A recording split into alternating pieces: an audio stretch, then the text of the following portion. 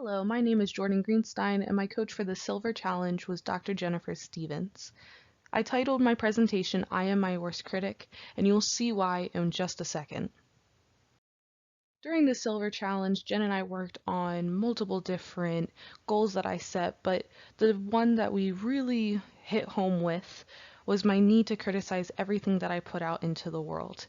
As I referenced back in with my title of this presentation, I am my worst critic.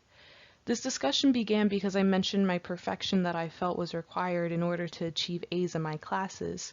However, I quickly learned through the help that Jen offered me that sometimes it is best to just give it your best. This best is subject to change based on numerous factors, such as stress and sleep schedule and, at this current moment, the crazy world that we live in.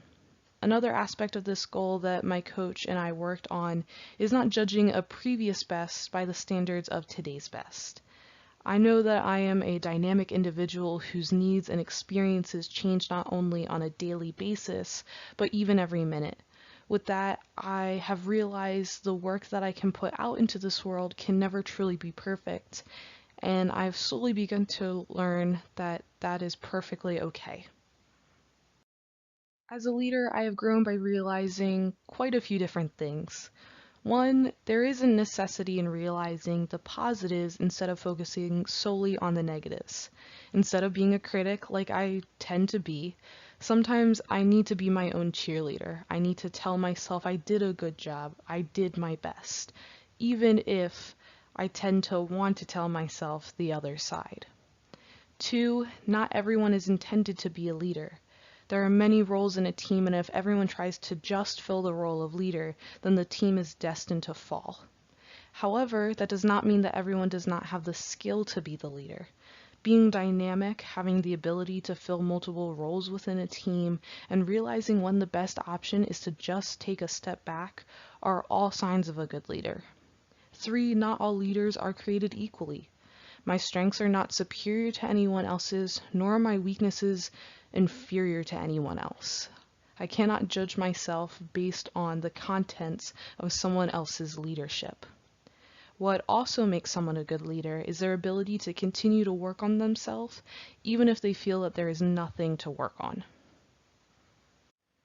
It is through realizing all of this that I have grown as a leader. My community engagement was spent working with an organization called the Guilford County Women Cyber Lions Club. It is one of the clubs underneath of the International Lions Club.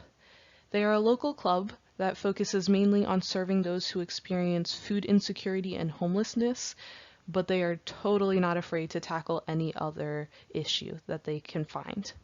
This group inspires me for a multitude of reasons. First, it is a group of incredibly diverse individuals who are motivated in aiding in whatever way they possibly can.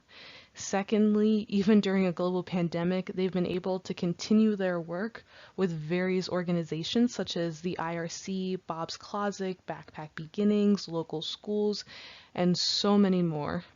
The third and final reason that this group inspires me is that they do what they do because they believe it is something that should be done.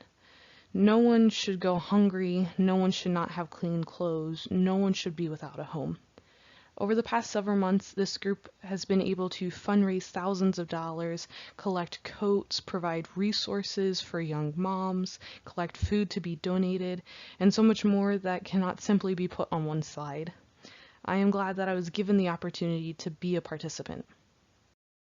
I was really excited to talk about the last slide, but this is the slide that I truly struggled with.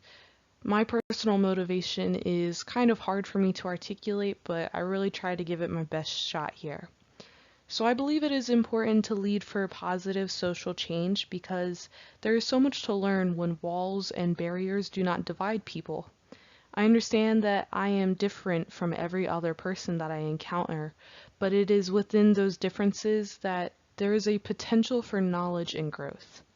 Another reason that it is important is because I believe people should not be forced to live a life that they have not intentionally chosen for themselves. No one chooses to be hungry. No one chooses not to have a house. And of course, as is true with all generalizations, you could find outliers in these statements, but that's not really my point here. My point is, as someone with the capacity and resources to help and serve others, in a way it is my responsibility to help and serve them. And I more so focus on the serving side. Serving is about getting the chance to know the people that you are providing assistance for. It's about asking them, what can I do to help you? While helping is more so me providing resources that may or may not truly be beneficial for you. And so it is this service that, again, I emphasize more. At the end of the day, if the roles were reversed, I believe humanity would do the same. There is a goodness inside of them, there is a goodness inside of me, and it is truly that goodness that motivates me. I could go on and on about how I will be a good leader, or how I will be a great professor, or fill this slide with other superficial future goals. But I truly only have one future goal when it comes to my leadership, and that is to continue to grow. While I may be done physically growing, my capacity for growth in other areas has only just begun. Luckily, one of those areas is my leadership skills. I want to learn what leadership looks like in other cultures. I want to work on my strengths as well as my weaknesses. I want to watch the success of other leaders and not to be afraid to sometimes be a quote unquote follower. I want to reach my full potential while helping others to reach theirs. All of this to me truly exemplifies growth, and that is the only goal I have for myself. And this concludes my presentation for the Silver Leadership Challenge. I am incredibly grateful for the opportunity to participate in this and to complete it. I am also incredibly grateful to my coach Jen for dealing with my smooth brain moments and helping me to realize that at the end of the day, I do not have to be my worst critic, that I can be my best cheerleader.